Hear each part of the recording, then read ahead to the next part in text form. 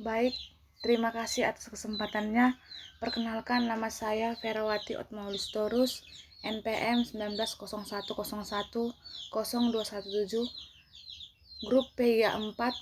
Di sini saya akan menjelaskan tentang puisi dan cerpen. Tapi yang pertama saya akan menjelaskan tentang puisi. Yang pertama itu ialah pengertian puisi. Puisi adalah sebuah hasil karya sastra yang berasal dari ungkapan, pemikiran, curahan, perasaan, dan pengalaman seseorang penyair yang dibuat dengan rangkaian bahasa yang indah serta mengandung makna, rima, irama, matra, dan bait. Dalam puisi ada beberapa cara dalam membacanya. Yang pertama itu ialah kejelasan dalam artikulasi dan intonasi yang tepat. Yang kedua, ketepatan ekspresi atau mimik. Yang ketiga, menguasai arena panggung. Yang keempat, menggunakan gerak tubuh yang tepat. Yang kelima, kelancaran dan kecepatan. Yang keenam, memahami makna puisi. Yang ketujuh, mengatur pernapasan. Dan di sini saya akan melanjutkan 3 fungsi puisi. Yang pertama yaitu fungsi spiritual yang sifatnya tidak langsung bagi kehidupan fisikal yang praktis. Hal ini sesuai dengan hakikat puisi ini berhubungan dengan kehidupan kebatinan dan kejiwaan manusia. Yang kedua itu ialah ekspresi perasaan yang diungkapkan oleh penulis diisi dengan kata-kata yang padat dan kaya makna. Yang ketiga, mengungkapkan isi hati. Yang keempat, memberikan motivasi. Dan yang kelima, sebagai alat menyampaikan kritik dan saran. Dan di sini juga saya akan menjelaskan ada jenis-jenis puisi. Yang pertama itu puisi lama, yang terdiri dari pantun, mantra, seloka, gurindam, syair, dan talibun. Dan yang kedua itu puisi baru, yang terdiri dari balada, himne, ode, romansa, elige, satire. Dan yang ketiga puisi kontemporer, yaitu yang terdiri dari puisi konkret, puisi mantra, dan puisi membling. Dan di sini saya akan menjelaskan tentang bagaimana cara mengajarkan puisi di kelas 5. Yang pertama itu metode yang saya gunakan untuk mengajarkan puisi ialah dengan metode ceramah, dan media yang saya gunakan untuk mengajarkan puisi dengan media gambar. Dan begitu juga dengan pendekatan yang saya gunakan dalam mengajarkan puisi tersebut dengan pendekatan konstekstual. Dan yang alasan mengapa memilih metode ceramah yaitu agar siswa lebih mudah memahami arahan yang saya berikan dalam membacakan, memilih yang baik dan yang benar. Selanjutnya, alasan saya memilih menggunakan media gambar tersebut yaitu adalah agar siswa mudah melihat serta memahami apa yang saya ajarkan. Sedangkan alasan saya memilih pendekatan konstekstual yaitu agar siswa lebih mudah merasakan dan menghayati bagaimana cara membaca puisi dengan cara langsung berinteraksi dengan lingkungan.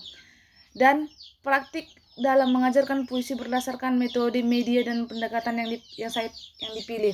Di sini saya akan menjelaskan prakteknya dalam kelas. Yang pertama-tama, di sini guru mengajak siswa dalam mengajarkan puisi. Di situ juga guru sudah melakukan pendekatan dengan berdiskusi, berinteraksi kepada siswa. Dan media, contohnya guru tersebut memberikan contoh seperti gambar, dan anak tersebut berdiskusi dan melihat gambar tersebut, dan mereka dapat menggambarkan apa yang mereka lihat. Dan selanjutnya pendekatan yang dipilih. Pendekatan tadi kan saya pilih itu pendekatan konstekstual. Di sini guru harus mengarahkan, misalnya contohnya kita mengarahkan siswa tersebut keluar dari kelas menuju lingkungan, dan mereka melihat apa yang mereka lihat di lingkungan sekolah, dan mereka dapat mengungkapkannya kepada teman-teman dan kepada guru juga, dan kepada saya, dan melakukan diskusi seperti itu. Dan yang kedua, mengenai cerpen. Di sini saya akan menjelaskan apa itu pengertian cerpen. Pengertian cerpen yaitu sebuah karya sastra pendek yang bersifat fiktif atau tidak nyata dan mengisahkan tentang suatu permasalahan yang dialami oleh tokoh secara ringkas mulai dari pengenalan sampai akhir dari permasalahan yang dialami oleh tokoh. Yang kedua, di sini saya akan menjelaskan cara membaca cerpen. Yang pertama itu, terlebih dahulu memahami isi cerita sebelum bercerita. Kita harus memahaminya dulu, bagaimana cara membacanya. Yang kedua, bercerita dengan lafal dan intonasi serta mimik yang tepat. Yang ketiga, imajinatif sesuai dengan karakter yang dibacakan. Yang keempat, tidak menghafal teks.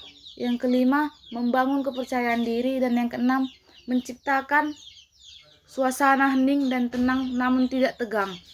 Di sini juga saya akan menjelaskan tentang fungsi cerpen. Fungsi cerpen ada 3. Yang pertama itu fungsi rekreatif, yaitu sebagai sumber penghibur bagi para pembaca. Yang kedua, fungsi estetis, yaitu memiliki nilai estetika atau keindahan sehingga memberi rasa puas dalam hal estetis bagi para pembaca. Yang ketiga, fungsi didaktif, yaitu mendidik dan mengarahkan pembaca dengan nilai-nilai yang baik atau kebenaran dalam cerpen. Dan dalam penjelasan saya juga di sini saya akan menjelaskan jenis-jenis cerpen. Jenis-jenis cerpen ada 3. Yang pertama, cerpen mini, yaitu cerpen yang memuat jumlah kata antara 750 kata hingga 1000 kata. Yang kedua, cerpen ideal, yaitu cerpen yang memuat jumlah kata antara 3.000 kata hingga 4.000 kata. Yang ketiga, cerpen panjang, cerpen yang memuat 1.000 kata. Baik, di sini saya juga akan menjelaskan cara mengajarkan cerpen di kelas 6 SD. Yang pertama itu, metode yang saya gunakan itu untuk mengajarkan cerpen itu sama seperti mengajarkan puisi tadi yang sewaktu di kelas 5, yaitu dengan menggunakan metode ceramah. Yang kedua, media yang saya gunakan untuk mengajarkan cerpen yaitu dengan media gambar. Yang ketiga, pendekatan yang saya gunakan dalam mengajarkan puisi tersebut dengan menggunakan pendekatan konseptual sama seperti mengajarkan puisi.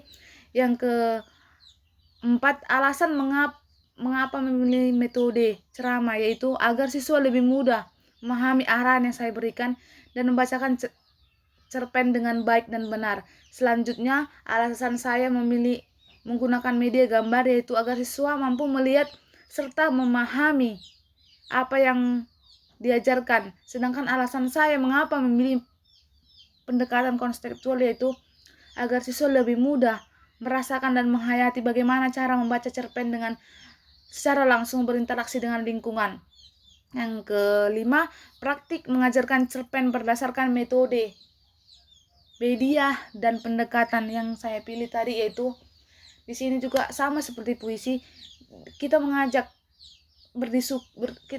peserta didik untuk berdiskusi dengan kita dan kita melakukan pendekatan dengan cara melakukan tanya jawab seperti itu dan yang kedua, media, kita juga menggunakan media gambar, kita presentasikan ke depan dan kita menunjukkan gambar tersebut. Yang ketiga, pendekatan yaitu pendekatan konseptual dengan mengajak siswa membuka informasi-informasi dengan misalnya waktu kita pulang sekolah kita harus membuat tugas, misalnya contohnya apa yang kalian dapat dari luar sekolah atau dari rumah sekolah dan kita tuang dalam kehidupan sekolah seperti itu. Terima kasih. Begitulah hasil penjelasan saya mengenai puisi dan cerpen. Selamat siang.